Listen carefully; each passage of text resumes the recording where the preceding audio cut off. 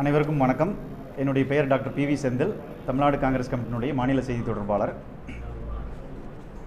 இன்றைய இந்திய மக்களுடைய மனநிலை என்னவென்றால், 60 ரூபாய்க்கு பெட்ரோலும் 400 ரூபாய்க்கு சிலிண்டரும் கொடுத்த காங்கிரஸ் அரசு தான் வேண்டும்.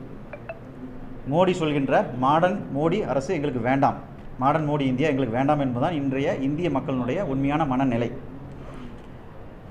கடந்த 10 ஆண்டு கால மோடி ஆட்சியிலே இந்தியாவினுடைய ஜனநாயகம், இந்தியாவினுடைய அடிப்படை கட்டமைப்புகள், தேசத்தினுடைய பொருளாதாரம், 90% மக்களினுடைய எதிர்காலம் எல்லாத்தையும் சீரழித்து படுகொலியிலே தள்ளி இருக்கிறார்கள். அவர்களுடைய இந்த 2024 தேர்தல் அறிக்கையானது ஐசியூவிலே இருக்கக்கூடிய இந்திய மக்களுக்கு கிடைக்கக்கூடிய இந்த ஆக்சிஜனையும் துண்டிப்பது போல் அமைந்திருக்கின்றது.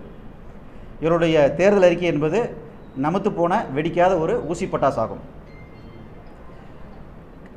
கடந்த ஒரு 10 ஆண்டுகளுக்கு முன்பு மோடி அவர்கள் சொன்னதை போல அவர் உண்மையானவரும் அல்ல, அதே போல ஊழலுக்கு அப்பாற்பட்ட நேர்மையானவர் என்பவரும் அல்ல என்பதை இன்று மக்கள் புரிந்து கொண்டு விட்டார்கள்.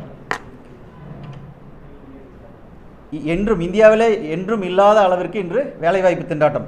கிட்டத்தட்ட 15,000க்கும் மேற்பட்ட இளைஞர்கள் 2022ஆம் ஆண்டு தற்கொலை, 11,290 விவசாயிகள் கடன் சுமையால் தற்கொலை, 35,000க்கும் மேற்பட்ட பெண்கள் மீது பாலியல் குற்றங்கள் வழக்குகள், பெண்கள் மீதான பாலியல் குற்ற வழக்குகள். 1 மணி நேரத்துக்கு 4 பெண்கள் சீரழிக்கப்படுகிறார்கள் இந்த தேசத்திலே. 2 கோடிக்கு மேலான சிறு குறு தொழில் நிறுவனங்கள் இந்த 10 ஆண்டு காலத்தில் மூடப்பட்டுள்ளன. இப்படி அடிப்படை பிரச்சனைகள்லாம் தீர்க்கப்படாத தலைவிரித்து ஆடுகின்ற பிரச்சனைகள் எல்லாம் இருக்கும் பொழுது இவர்கள் நாங்கள் ஜெயிச்சு வந்தால் ஒலிம்பிக்கை இந்தியாவில் நடத்துவோம், சந்திரனுக்கு மனிதனை அனுப்புவோம் என்று சொல்வது எல்லாம் கேட்டுக்கொண்டிருக்க வேண்டிய ஒரு அவல நிலையில் இன்று இந்திய மக்கள் இருக்கிறார்கள். ஆட்டை கடித்து மாட்டை கடித்து கடைசியாக ஆலயம் கடித்தது போல இவருடைய இந்த தேர்தல் அறிக்கையிலே வெற்றி பெற்று வந்தால் தேசிய கூட்டுறவு கொள்கையை அமல்படுத்துவேன் என்று சொல்லியிருக்கிறார்கள். கடந்த 10 ஆண்டு காலத்திலே கார்ப்பரேட் நிறுவனங்களுக்கு ஆதரவாக இந்த இந்திய விவசாயிகள் மீது தொடர்ந்து ஒரு மறைமுக போரை இவர்கள் தொடுத்து வருகிறார்கள். அதனுடைய ஒரு உச்சகட்டம் தான் இது. இந்த கூட்டுறவு அமைப்புகளை எல்லாம் சீரழிக்க வேண்டும், தங்கள் கட்டுப்பாட்டிலே கொண்டு வர வேண்டும், அதற்கு தேர்தல் நடத்தக்கூடாது, தாங்களே இயக்குநர்கள் நியமித்து நோடல் ஆஃபீஸர்களை போட்டு அந்த கூட்டுறவு நிறுவனங்கள்லாம் மத்திய அரசினுடைய கட்டுப்பாட்டிலே கொண்டு வரக்கூடிய ஒரு முன்னோட்டம் தான் இந்த அறிக்கை. அப்படி கொண்டு வரும் பட்சத்திலே இதை நம்பியிருக்கக்கூடிய கோடிக்கணக்கான ஏழை எளிய மக்கள், கோடிக்கணக்கான சிறு குறு விவசாயிகள் அவர்களுடைய அன்றாடும் தேவைகளுக்கு, அத்தியாவசிய தேவைகளுக்கு எங்கே போய் கையேந்தி நிற்பார்கள்? இந்த வங்கிகளை நாளைக்கு பெரிய முதலாளிகளுக்கு நீங்கள் கடனை கொடுத்து தேசிய நேஷனலைஸ் பேங்க்ஸ் எப்படி இன்றைக்கெல்லாம் பல நேஷனலைஸ் பேங்க்ஸ் கடன் சுமையால் திவால் கண்டிஷனில் இருக்கோ அதுபோல் இதையும் செய்ய மாட்டார்கள் என்பது என்ன உத்தரவாதம்? அல்லது திடீர்னு ஒரு நைட்டில் ஒரு அறிக்கை, அடுத்த 5 ஆண்டுகளுக்கு இதில் இருக்கக்கூடிய டெபாசிட்டும் இதில் இருக்கக்கூடிய நகைகளும் 5 ஆண்டுகளுக்கு யாரும் எடுக்கக்கூடாதுன்னு ஒரு அறிவிப்பை இவர்கள் வெளியிட மாட்டார்கள் என்று என்ன நிச்சயம்? ஏன்னா சொந்த நாட்டிலேயே சொந்த மக்களை நடுத்தெருவில் நிறுத்தினாங்க, 500 ரூபா 1000 நோட்டு செல்லாதுன்னு சொல்லி. எத்தனை பேர் அதில் இறந்தும் போனாங்க. இப்படிப்பட்ட ஒரு அவல நிலையான ஒரு ஆட்சியை கொடுத்தவங்க தான் இவங்க. அப்போ இப்படிப்பட்ட ஒரு அறிவிப்பை செய்ய மாட்டார்கள் என்பது என்ன நிச்சயம்?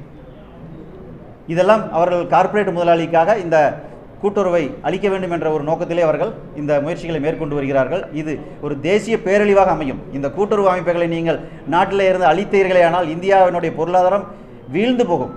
இன்றைக்கி உலக அளவில் கிரைசிஸ் வரும்போதெல்லாம் இந்தியா தாங்கி பிடித்தது இந்த கூட்டுறவு அமைப்புகள் தான்.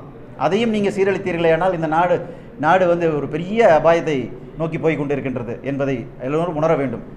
அதுபோல் இந்த கடன் 55 லட்சம், 60 ஆண்டில் காங்கிரஸ் வாங்கிய கடன் 50 லட்சம் கோடி. இவங்க 10 ஆண்டில் அந்த கடனை பார்த்தீங்கன்னா 205 லட்சம் கோடியாக பண்ணியிருக்காங்க. 166 பொதுத்துறை நிறுவனங்களை காங்கிரஸ் உருவாக்குச்சு. இன்றைக்கி ஒவ்வொன்றும் பல லட்சம் கோடி சொத்து. அதையெல்லாம் என்ன பண்ணியிருக்காங்க? 23 நிறுவனங்களை விற்றுருக்காங்க. இருக்கிறதையும் விற்று சாப்பிட்றீங்க, கடனும் 3 மடங்கு கடன் சேர்த்து வாங்கிறீங்க. ஒரு 140 கோடி மக்கள் மீதும் ஒவ்வொருத்தர் மீதும் கிட்டத்தட்ட 1.5 லட்சம் கோடி கடன் வாங்கி வச்சுருக்காங்க. இதுதான் இவர்களுடைய 10 ஆண்டு கால சாதனை. இதையெல்லாம் செய்துவிட்டு ஏதோ சந்திரனுக்கு கூட்டிகிட்டு போகிறேன், ஒலிம்பிக் நடத்துகிறேன்னு சொல்லுவது வேடிக்கையாக இல்லையா?